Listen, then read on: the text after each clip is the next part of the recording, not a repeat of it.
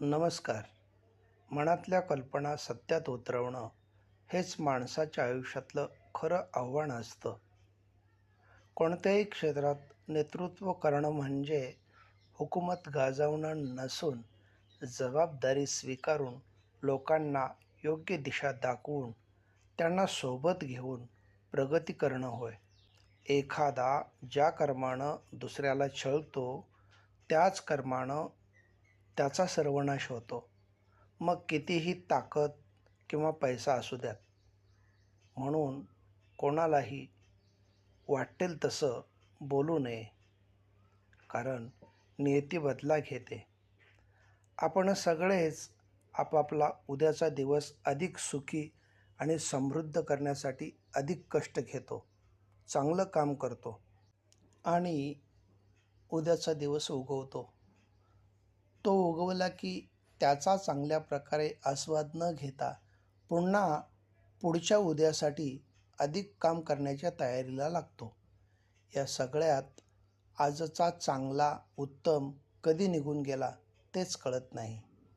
सत्ता, संपत्ती, उपलब्ध साधने आणि प्राप्त कौशल्ये यांची घमेंड आणि मस्ती फार काळ टिकत नाही.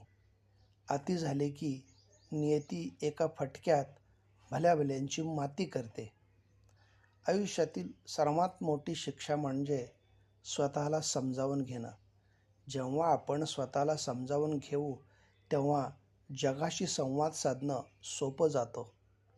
वास्तव जीवनात पुढं जाण्यासाठी कधीकधी काही पावलं मागं घ्यावी लागतात, कारण मागं घेतलेलं प्रत्येक पाऊल हे पुढच्या मोठ्या यशासाठी असतं.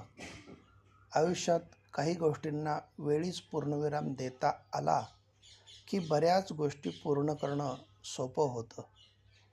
कधी कुठल्या एखाद्या अडल्या नडल्या माणसानं मदतीसाठी आपल्याला साथ घातली तर त्याचे आभार मानावे.